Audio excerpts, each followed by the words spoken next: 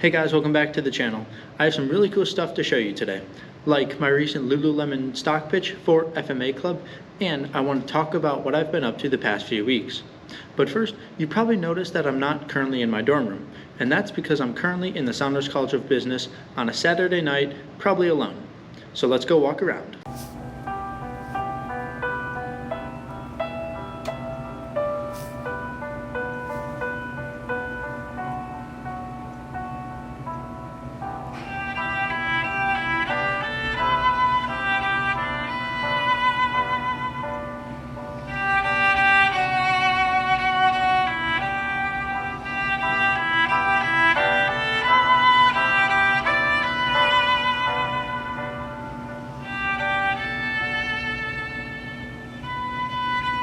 Anyways, so recently I have been building a lot of connections and working on starting a business here at RIT.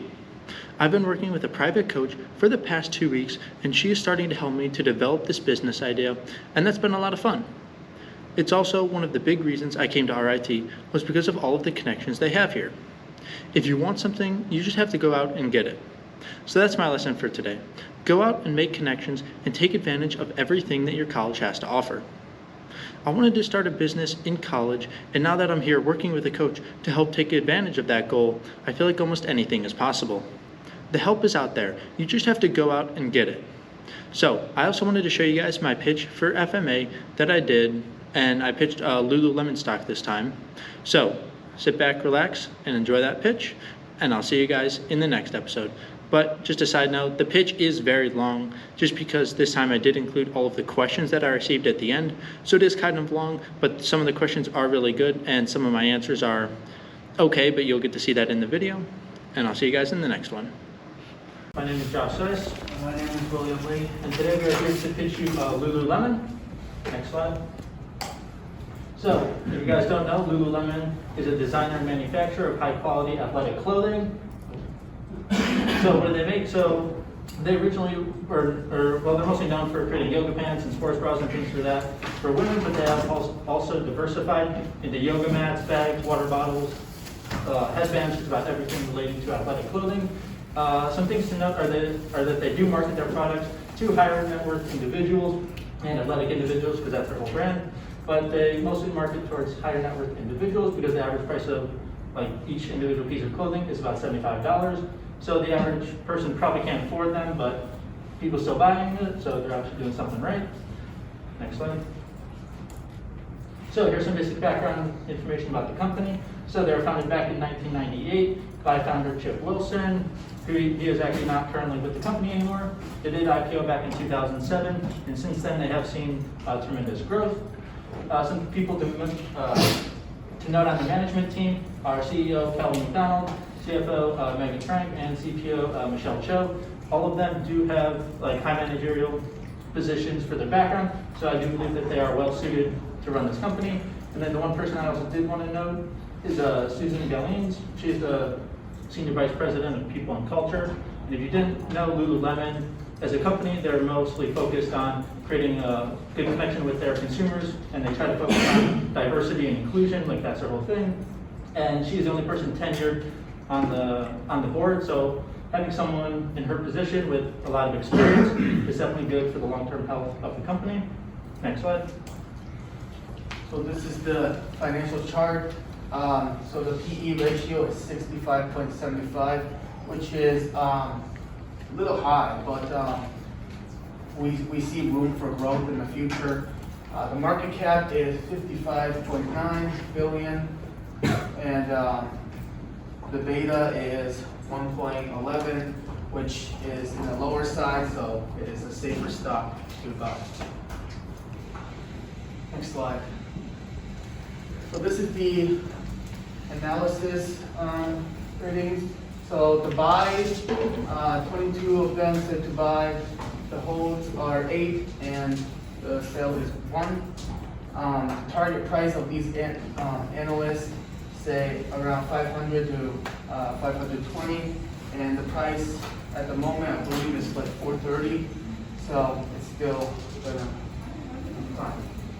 Next slide. This is the revenue. So They are planning to increase the revenue $2 billion in 2022. As you can see in other years, they only increased a little bit, but you can see that gap between 2021 and 2022. And the sales, the revenues, most revenues are coming from the United States, but in Canada and internationally, it's starting to grow as well. Next slide. So this is the balance and income statement. So their short-term debt is $166.1 million, and their long-term debt is $632.6 million. So the reason why their debt is this high is because they just recently acquired the Mirror company, and with the pandemic, it built some debt in there. But their cash is $1.17 billion, so if any problems in the future or something, they can easily pay that off. So this is why we're really excited about Lululemon. So some main things to note for their long term is recently they did just become the official supplier for Team Canada for all Olympics Games through 2028. So for the next 7 years, all of Team Canada and media days, closing and opening ceremonies for the Olympics will be dressed in head to toe in Lululemon, which will help create a more international awareness for the company. Also recently, they did just acquire Mirror last year. And if you don't know, Mirror is essentially like an at-home fitness tool, similar to Peloton. And with just being acquired last year, they haven't really seen a lot of growth there, but they are trying to get it into more stores, and get more recognition from that from their customers. And then also, a big thing is they are on track to achieve their 2023 revenue target in 2021. So they have been killing it in the sales. And then there is the experiential experiences. So that is essentially that they're trying to create like a closer community with their customers. So what they're doing is they're creating a lot of pop-ups. Some of the main things are like meditation and yoga pop-ups. And then also they are doing, I believe it's bra customization pop-ups. And they're trying to get, I believe it's 10%, or they're trying to get these pop-ups in 10% of all stores globally by 2023. And then one big thing to note is that in their men's section, they have been devoting a lot of time, energy, and resources into that to try to get more diversity among their customers. Next slide.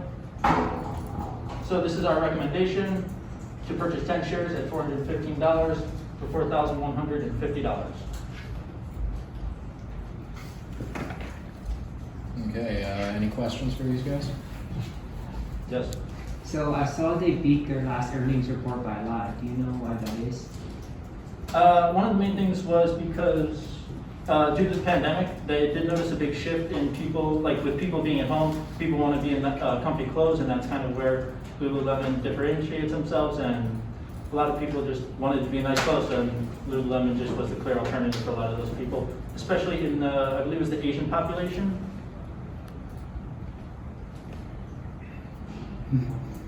Yes, Nick. So, I'm looking at some of their statistics here, and I really think it's great that they have been able to beat revenue, and they've had a great year.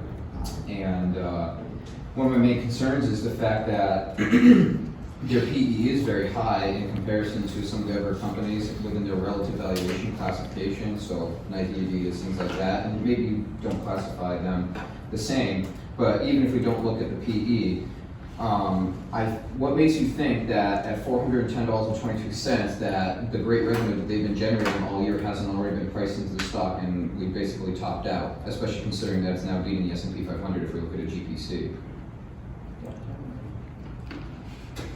I mean, one of the things that like I believe is like long-term value of a company. So, I mean, yes, the stock price is kind of high right now, but I do think that like what some of the analysts are saying, that it can reach about $500 a share, and all the things on the last slide talking about their international growth. I think like with just becoming the official sponsor for Team Canada, and they're growing both their men's section extremely well, and they're seeing revenue growth both in Canada and internationally. I think that there's still a lot of room to grow just based on, now that they're expanding internationally and globally more, I feel like the stock price could go a lot higher just based on that. that's all well and great, but like, what makes you think that it hasn't already been priced in? Because this is news that's been out to the general public now, and like, people have been able to trade based off of this positive news. So wouldn't it make sense that it has already been priced into the current share that we see today at 410? I mean, yeah. It's okay if you think so. If you think that the company has room to grow, then that's fine. Like, it's your prerogative to believe it. I'm just curious if you think that there's going to be more momentum behind it, right? That people are still going to be enthusiastic about it, because it reaches a certain point where investors say, we may not want to buy into this anymore because we think everything has been priced in. We haven't heard any other news besides what you have already given to us. So that's my only concern with it. I mean, I'm looking at an analyst rating today from Morningstar. Not that we don't put a lot of faith into what we see in A&R, but Morningstar recommended a strong sell today at 186 target price. But everything below that, like Wells Fargo's got 410, so basically neutral, equal weight. Like, it's not really going to move out of this range right here. Okay. I mean, yes, like it could be, like I don't see that it's gonna like go down to like $180, but I don't think it's also gonna go like 700. It'll be slow growth over time as they continue to expand internationally. Okay. Like it's not gonna like double in value overnight, so it'll be a slow growth stock.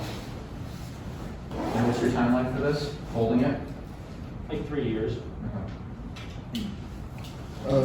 Yeah, I've got a quick question for you guys. So what's driving their growth in 2022? Because they've been pulling in fairly consistent gains. Full year for 2020, they made $4 billion in sales, and 2021 $4.4 billion. Why is their 2022 projection $6.3 billion? What's driving that growth? I think it's because of the mirror that they just acquired. That right? Yeah. The mirror that they just acquired. It's like if you look at up, it's people, it helps them train and stuff. Yeah. So like a lot of yes, like just acquired mirror, and then also like I do think they're going to see a lot of growth in the men's sector. I forgot the exact number, but they were going to have explosive growth in the men's sector in the coming years as they continue to diversify their clothing brand.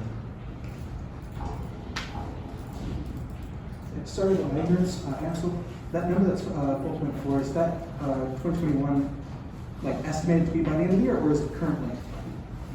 Great question. Let me check for you. I think it's, their 2021 fiscal year is already over, and they're currently reporting for Q2 of 2022. Gotcha. So, yeah, we're only 2 quarters away from 6.3 billion in revenue, theoretically. Okay, so Yeah. How does it help this company's supply chain? Or in other words, is there any major supply chain problems within this company? I mean, like when they were hit by the pandemic, they didn't really. I mean, when they were hit by the pandemic, they actually did see a lot of growth because a lot of their supply chain is like direct to consumer, so they manufacture and produce a lot of their own products. So they were able to keep up with their demand during the pandemic, and they really haven't seen a lot of like downside and a lot of like struggles with their supply chain. So.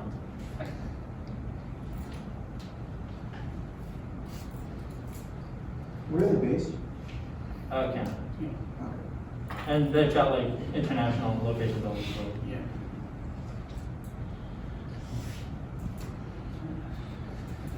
I feel like being that Lululemon's kind of a luxury brand, I feel like with the epidemic and the uncertainty in the market right now, just the general overall market, if things were to head south fast, I feel like Lululemon would take a lot of hit from it. It didn't really take a hit during the pandemic and everything because consumers didn't seem to really hurt the cash, and working at home seemed to be a big thing. A lot of people took a lot of pride in it. So being that people felt that way, they bought a lot of Lululemon and that fluctuated revenue. But I feel like if things are head south and people run short of money, the last thing they're going to be doing is buying a luxury brand, and I would worry about that. obviously a lot of things have to happen in order to, in order to cause that bear market and fear market and just general consumers, people being fired and all that. But what do you guys think about that?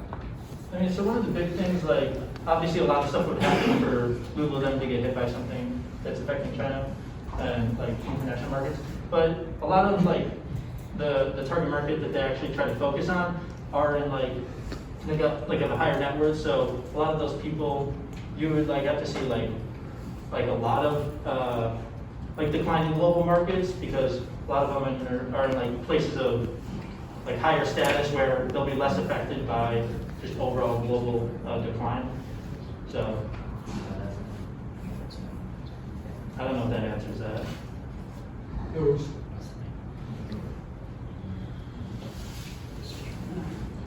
What are some risks you see with investing in this company? I mean, one of the big things is that there are a lot of competitors in the space. Like you have Nike and Adidas. That's one of the big problem, well, only one of the big concerns. But there's no one else really like in like the high end fat or like the high end, I guess, athletic space. But honestly, the competition is the big factor that I can see.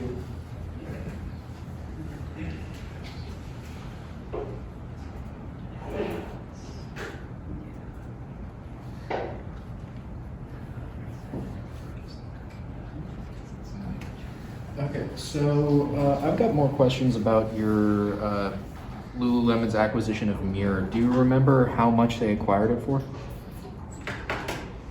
Not off the top of my head, no, sorry. Okay, because I just had Caleb look it up, and it seems to be a pretty, to call it a luxury item would be a bit of a, it's literally like a, you're familiar with it, I assume, that it's Yeah. like a mirror that like tracks fitness. What exactly is the draw of it?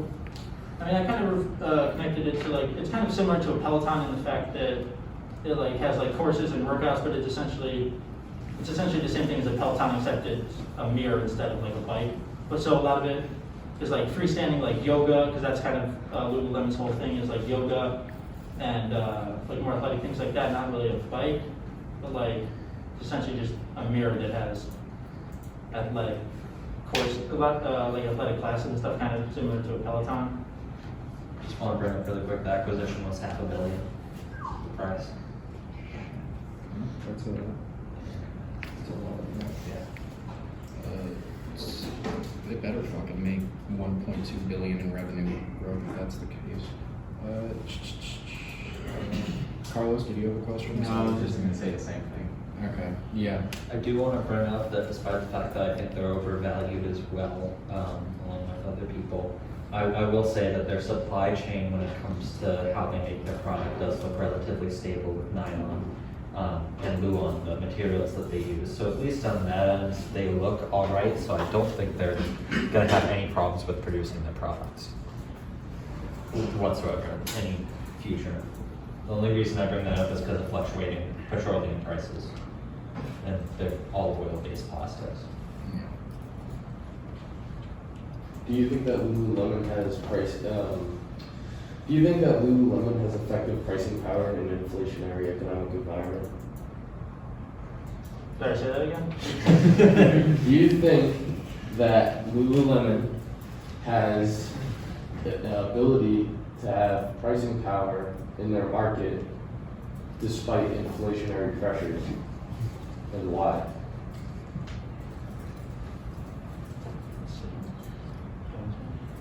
Huh? Do you guys know what is? Let me put it a different way. So inflation is going to rise prices, and that's going to rise their prices, right? Like let's say these shorts, Lululemon, were $80. Say they go to $100, and let's say Nike shorts from $50 go to like $80. Which one are they going to pick? Are they going to stick with Lululemon, or are they going to choose the cheaper alternative when their purchasing power is diminishing? I mean, I think that comes down to like who their customers actually are, because like Lululemon kind of like tries to create an entire community within their customers, which keeps them coming back. So even if prices do raise, a lot of their consumers probably would see value just in the community that Lululemon tries to build, and also Lululemon does a lot with like diversity and inclusion, so a lot of those people do like how Lululemon is kind of like a community-friendly brand, if that makes any sense. So like, I guess they would see value in sticking with the brand instead of going with the cheap alternative.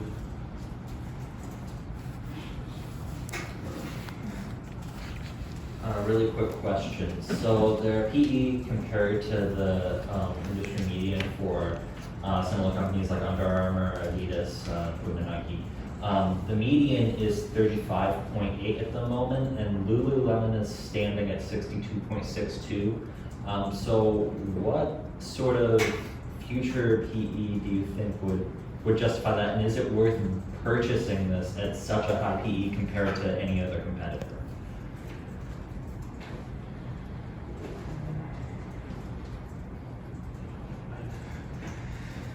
I mean, yeah, like their PE ratio is like extremely high, but compared to like I guess you could say like Nike and Adidas are close competitors, but Lululemon is kind of in its league of its own compared to like what type of like higher quality like clothes they kind of produce.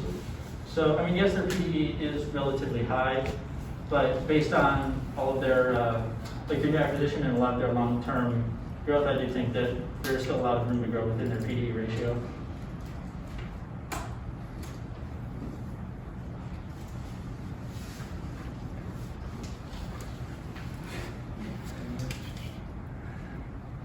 So you mentioned earlier that you think revenue growth is going to be driven partially by their expansion in the men's section of the store. I was looking at their breakdown by segment earlier.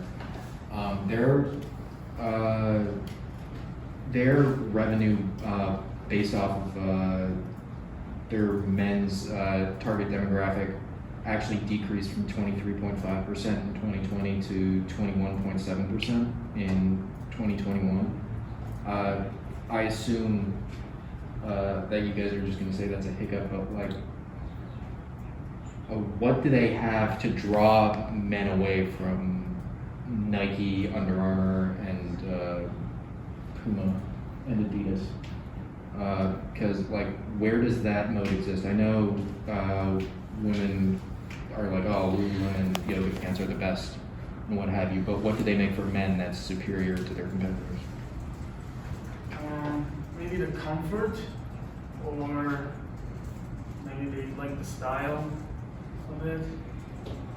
I mean, so like yeah, I mean, what did you say it was declined from what, 2019 to 2020? From 2020 to 2021, it dropped by 2%. I mean, so the only thing that I could really say to that, I mean, is that I know they're trying to diversify in the men's sector, but it is predominantly a women's clothing company, obviously. But I know that they were trying to diversify into that sector. I don't remember the exact figure off the top of my head, but I did learn that they are trying to diversify into the men's sector, and then also like continue to create new products that would attract men into their company. So what kind of products are they going to make products that with similar materials to what they already use for their existing commodity products? Yeah. Because, okay, that's a little bit of a concern to me, if only because a lot of Lululemon's products are made with basically spandex. And I'm gonna be honest, the men's market is not very kind to spandex, not nearly as much as the women's market when it comes to clothing. So they might have a bit of difficulty with that, especially if they try and target it with what their current product base is, which is their proprietary fabric blend, which they use for basically everything. Yeah. So that is a bit of a concern for me when it comes to entering that market specifically. So, any other questions? No? Okay. So, well, do you guys mind if I pull up a chart real quick? Just because we haven't seen one yet. And you can fucking type.